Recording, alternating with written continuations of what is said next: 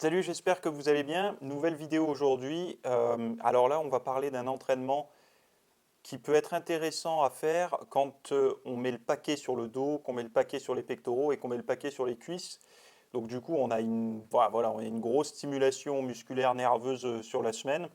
Et voilà, il reste quand même à faire les épaules, les biceps et les triceps. Donc là, on va voir ensemble la séance que moi j'ai fait. Je vais vous la présenter pour regrouper ces trois petits groupes musculaires de manière à ce que ce soit quand même travaillé sur la semaine, sans pour autant revenir ajouter des séances et des séances, par exemple pour des personnes qui peuvent s'entraîner que 4 fois par semaine. Donc admettons, la personne va faire dos le premier jour, cuisse le deuxième et le troisième les pectoraux. Et après, voilà, il lui reste une seule séance pour faire les autres groupes musculaires.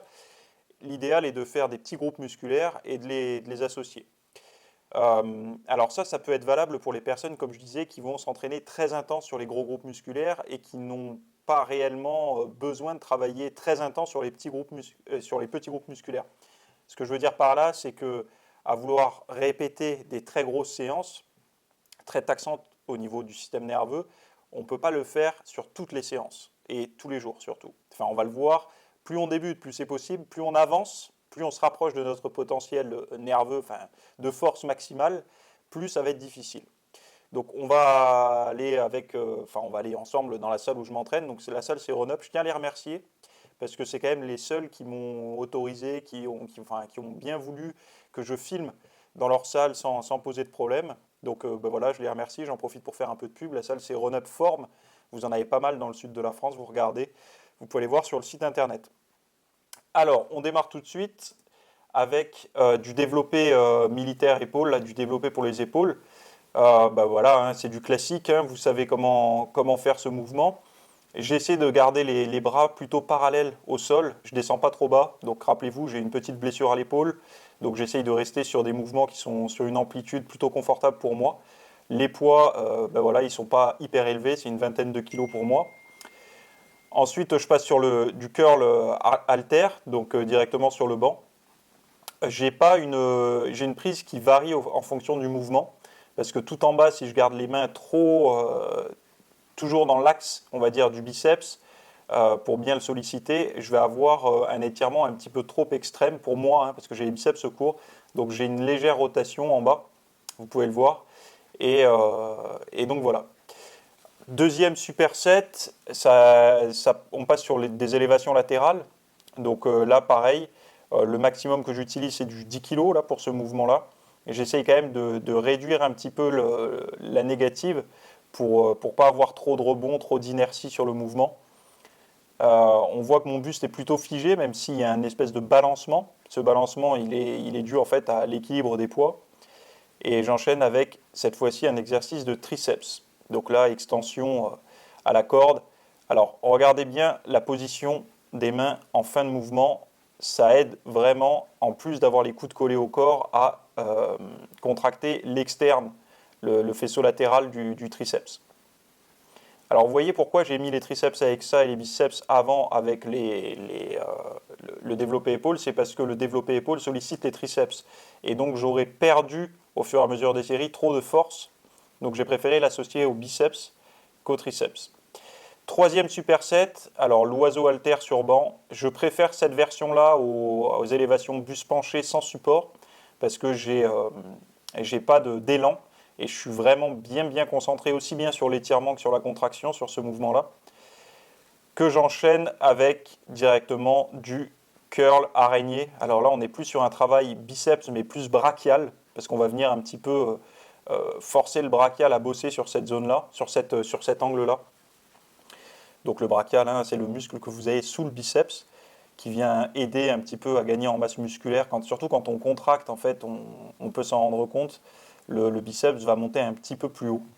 Donc on va améliorer le pic, mais c'est une manière un peu artificielle de l'améliorer, puisque ce n'est pas réellement le pic du biceps, c'est le brachial sous le biceps qui vient pousser le biceps vers le haut. Donc voici pour le troisième superset. Le quatrième, alors élévation frontale avec disque. Pourquoi je le fais assis? Parce que en faisant comme ça, j'ai une tension réellement permanente. Si je me mets debout, dès que je descends trop bas, je perds la tension dans l'avant d'épaule et donc je suis obligé de mettre relativement lourd pour avoir une sensation de travail. Là, je travaille avec un poids de 10 kg, donc c'est plutôt léger. Mais si on regarde bien, la tension est constante. Donc encore une fois, vous voyez le buste qui bouge un petit peu pour venir trouver l'équilibre. Et ça, je l'enchaîne directement avec un autre exercice de triceps, du coup, qui va être barre au front classique.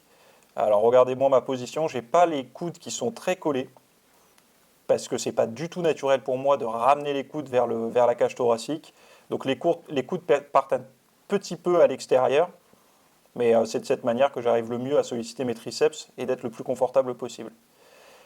Autre chose que je voulais préciser, vous aurez remarqué que j'ai à chaque fois, alors il y a 4 exercices d'épaule, mais il n'y a que 2 exercices biceps et 2 exercices triceps. C'est pour moi suffisant. Les épaules, elles ont besoin, je pense, d'être travaillées un petit peu plus localement, c'est-à-dire qu'on va plus chercher à travailler le faisceau latéral, l'arrière d'épaule, l'avant d'épaule.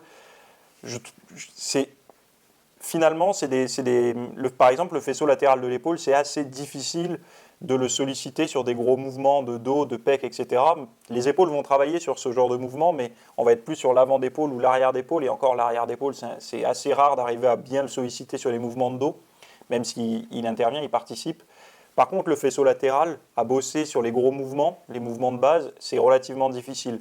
C'est pour ça que mieux vaut s'attarder un petit peu plus sur les épaules pour développer cette partie du muscle-là, qui aura de toute façon pas grand intérêt de le développer si on n'a pas une épaule qui est bien massive. C'est-à-dire que si on ne fait pas de développer, etc., l'épaule, à un moment donné, il y a beaucoup l'avant d'épaule qui joue dans la masse, dans le visuel de l'épaule. Et donc, ces petits exercices-là vont vraiment venir travailler des zones, l'angle de l'épaule, en fait, le faisceau latéral, quand on est de face, ce qui fait bomber finalement. Ça, c'est relativement difficile à bosser autrement qu'en isolation. Pareil pour l'arrière d'épaule. L'arrière d'épaule, chez moi, ce n'est pas un point faible, mais chez beaucoup de personnes, c'est un point faible. Et en plus de ça, ça va venir aider un petit peu à retrouver cette posture pas naturelle, mais plus saine, on va dire, avec les épaules qui partent un peu en arrière, surtout pour les personnes qui ont un travail sédentaire, voilà, sur bureau, penché en avant, comme ça, les épaules qui partent un petit peu trop en avant. Donc voilà, je terminais pour cette vidéo. Si vous avez des commentaires, etc., mettez-les en description directement. Mais n'oubliez pas que voilà, c'est une séance parmi tant d'autres. Là, c'est en superset. Pourquoi ? Parce qu'au moins, ça permet de tenir en 45 minutes, échauffement compris. Et que voilà, ça ne vient pas trop impacter les séances lourdes, étant donné que là, vous avez vu, les poids utilisés sont assez loin de mon maximum. Ça reste de l'entraînement, parce que je force quand même, mais on n'est pas dans la performance pure, on essaye de gagner des kilos sur les exercices ou des répétitions.